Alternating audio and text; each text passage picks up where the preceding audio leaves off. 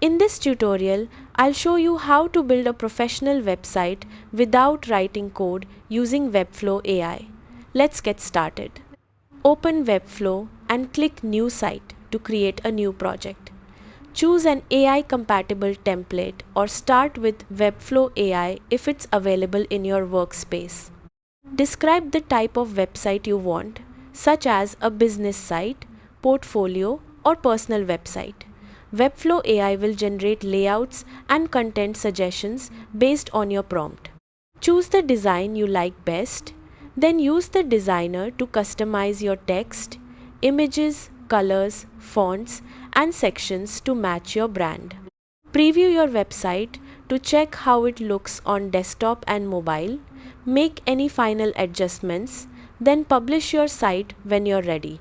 That's how to build a professional website without writing code using Webflow AI.